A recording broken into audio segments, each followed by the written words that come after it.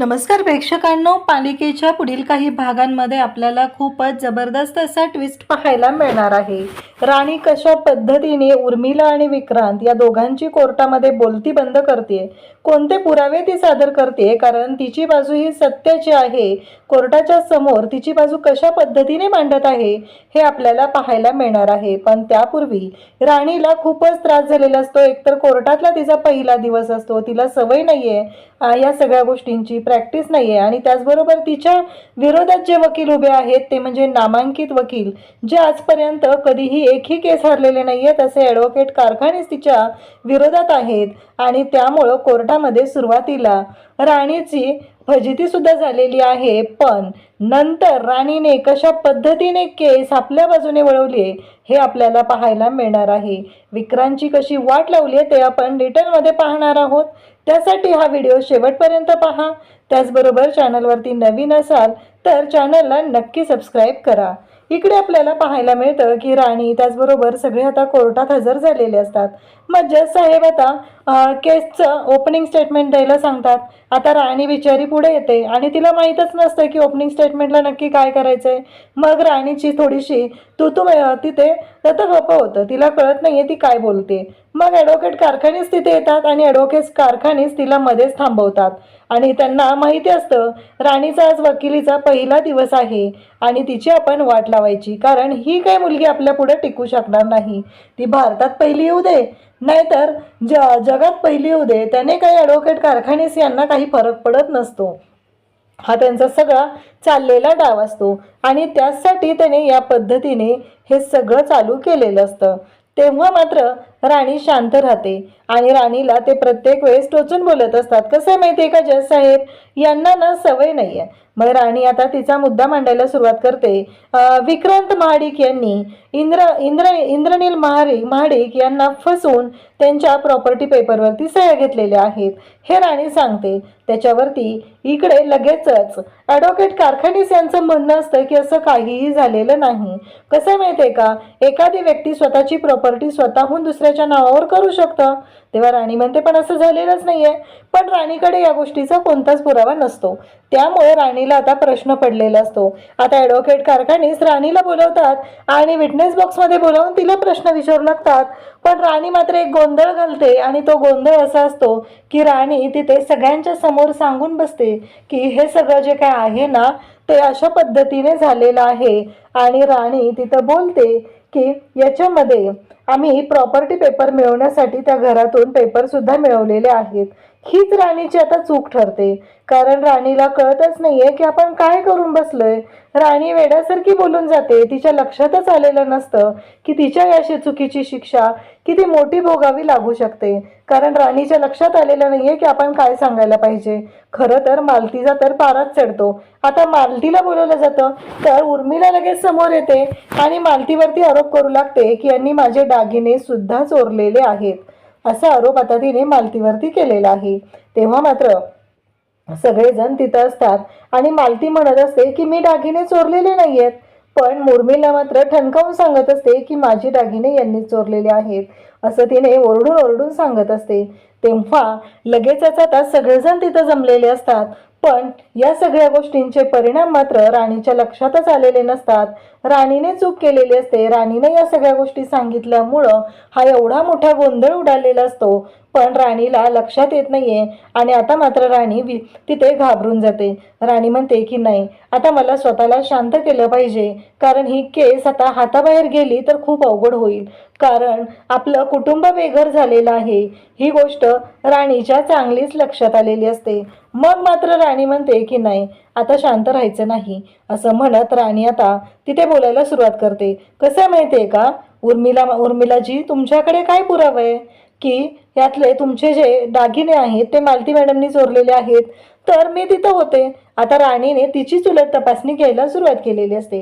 तर मी त्यांना पाहिले, कारण त्या दिवशी मिरवणुकीमध्ये हा सगळा गोंधळ चाललेला होता आणि मी माझ्या डोळ्यांनी पाहिलेला आहे की मालती काकू ज्या आहेत त्या माझे दागिने घेऊन जात होत्या.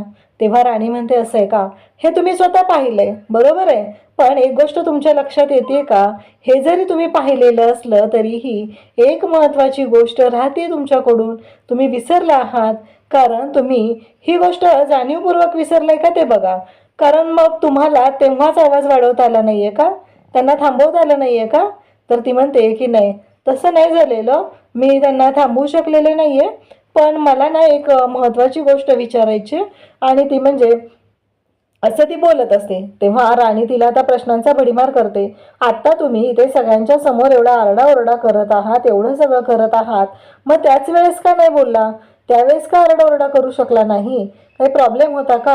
हे सगळं जेव्हा घडत असतं तेव्हा मात्र ती म्हणत असते की मला भीती वाटली, मला कळलं नाहीये की मी कसं रिॲक्ट करावं आणि काय बोलावं, म्हणून हे सगळं झालेलं आहे, असं ती सांगायला सुरुवात करते. तेव्हा मात्र राणी म्हणते की ठीक आहे, पण आता तुमच्याकडे पुरावा काय आहे की तुमचे दागिने त्यांनीच चोरलेत? तुम्ही म्हणताय की तुमचे दागिने चोरलेले आहेत. मालती महाडिक, मिसेस मालती महाडिक यांनी तुमचे दागिने चोरलेत.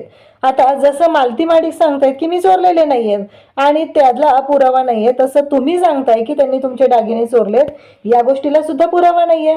आता मात्र कारखाने शांतच राहतो. त्याचवेळी इकडे लगेचच सांगायला सुरुवात करते राणी. ते म्हणते की बरोबर आहे, आता तुम्ही माझाच मुद्दा घेतला.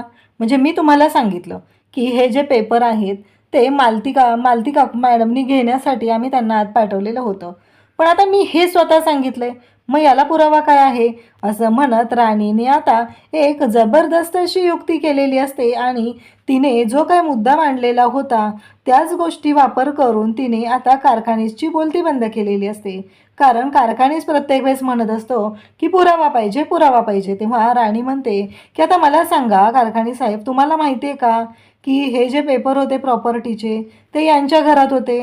तेव्हा कारखानीस म्हणतो की नाही, पण मला विक्रांत महाडिक यांनी सांगितलेलं आहे. त्यावरती राणी म्हणते, अगदी बरोबर, तुम्हाला विक्रांत महाडिक यांनी सांगितलं, हे पटलं मला. पण आणखी एक गोष्ट मला तुम्हाला विचारायची आहे, याला पुरावा काय आहे? कारण मी सांगते आत्ता हे पेपर आमच्या घरात होते आणि हे पेपर आमच्या ताब्यात असताना ते आमच्याकडून घेण्यात आलेले आहेत. तेव्हा लगेचच ॲडव्होकेट कारखानीस म्हणतात की याला पुरावा काय आहे? तेव्हा राणी म्हणते, बरोबर आहे, आता तुम्ही मला पुरावा मागितला तसं मीही तुम्हाला पुरावा मागितलेला आहे. आता मला सांगा, या गोष्टीला काय पुरावा आहे तुमच्याकडे? तुम्ही मला म्हणालात ना की हे पेपर विक्रांत महाडिक यांच्याकडे होते, पण आता मीही तुम्हाला तोच प्रश्न केले की याला पुरावा काय आहे? असं जेव्हा राणी म्हणते तेव्हा कारखानीस गप्पच राहतो. तेव्हा राणी म्हणते की आता मला इथे सगळ्यांच्या समोर विक्रांत महाडिक यांची उलट तपासणी घ्यायची आहे. मला त्यांना या विटनेस बॉक्समध्ये बोलवण्याची परवानगी हवी. जज साहेब म्हणतात की परवानगी ग्रँटेड, परमिशन ग्रँटेड, असं जज साहेबांनी सांगितलेलं असतं. मग विक्रांतला बोलवलं जातं. विक्रांत आता तिथे येतो. आता विक्रांतचा राग किती अनावर होतो हे आपल्या सगळ्यांना चांगलंच माहिती आहे. मग विक्रांतला बोलवलं जातं. राणी म्हणते, तुमचं नाव काय आहे? आता राणी ज्या पद्धतीने प्रश्न विचारत असते ते पाहून मात्र विक्रांत म्हणत असतो की तुला माहीत नाही आहे का माझं नाव काय आहे ते, म्हणून मला पुन्हा विचारतेस? तेव्हा राणी म्हणते, मी तुम्हाला साधा प्रश्न केलेला आहे, तुमचं नाव काय आहे? तेव्हा तो सांगतो विक्रांत महाडिक. मग राणीचं म्हणणं असतं, मी जे काय विचारलं आहे त्या प्रश्नाचं फक्त उत्तर द्या ना. नाही, आरेला कार्य करायला हे काय तुमचं घर नाही आहे, त्याच्यामुळं इथं जे काय मी विचारणार आहे त्या प्रत्येक गोष्टीचं मला उत्तर हवं आहे, असं म्हणत राणीने आता विक्रांतची वाट लावलेली असते. मग राणी म्हणत असते की मला सांगा, तुम्ही पहिल्यापासून त्या घरात राहता बरोबर? जसं इंद्रनील महाडिक तिथे राहतात तसंच तुम्ही सुद्धा राहता. तेव्हा लगेचच ते सांगतात की हो. मग मला सांगा, याच्या आधी ही प्रॉपर्टी कोणाच्या नावावर होती? तर सांगितलं जातं की ही प्रॉपर्टी आबासाहेबांच्या नावावरती होती आणि त्यानंतर त्या प्रॉपर्टीला नॉमिनेशनला तिथे इंद्रनील म्हणजे त्यांच्या मुलाचं नाव होतं वारसदार म्हणून. हे ऐकल्यानंतर राणी म्हणते, मग झालं. मग मला सांगा जज साहेब, यांच्या नावावरती प्रॉपर्टी आली कशी?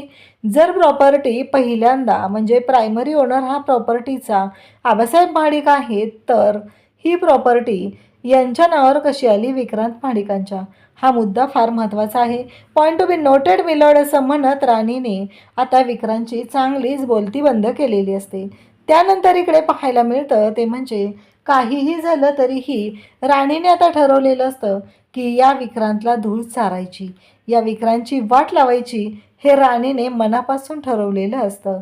त्यानंतर इकडे पाहायला मिळतं ते म्हणजे राणी ज्या पद्धतीने हे मुद्दे मांडत असते ते ऐकून मात्र सगळेजण अवाकच झालेले असतात.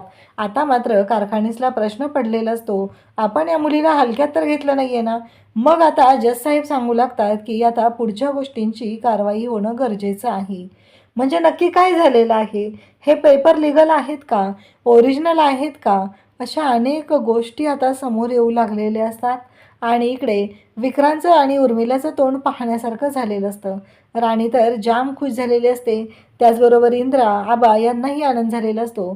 तर मालतीच्याही चेहऱ्यावर कुठंतरी समाधान दिसत असतं. मालतीलाही असं वाटत असतं की ठीक आहे, म्हणजे या सगळ्या गोष्टी आपण विश्वास ठेवत नव्हतो या राणीवरती, पण तिने तर छान पद्धतीने केस हँडल करत आणलेली आहे असं सांगितलं जातं. तेव्हा मात्र आता राणी शांतपणे या सगळ्या गोष्टी पाहत असते आणि पुढच्या तयारीसाठी राणी आता सज्ज होत असते. त्याचबरोबर आता कोर्टाने दुसरी तारीख दिलेली असते आणि राणीकडे महत्त्वाचा पुरावा हाती लागलेला असतो. तो म्हणजे त्या पेपरवर खरं तर प्रेक्षकांनो, त्या पेपरवरती ज्या सह्या आहेत त्या इंद्राच्या नाही येतच, कारण त्याच्या जागी तोतया माणूस उभा करून त्याच्या सह्या घेतलेल्या आहेत. आणि आता कोर्टाच्या समोर हे सगळं खोटारडं चाललेलं असतं. आणि आता राणीला पुढची तारीख मिळालेली असते. एवढ्या दिवसामध्ये राणीला छान अशी प्रॅक्टिस करायची असते आणि इंद्रा म्हणत असतो की राणी काळजी करू नको, छान लढलीस तू.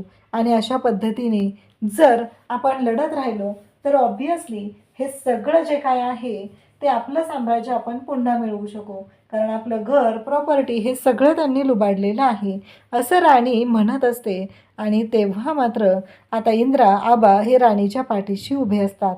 अशाच अपडेटसाठी चॅनलशी कनेक्ट राहा. थँक्यू.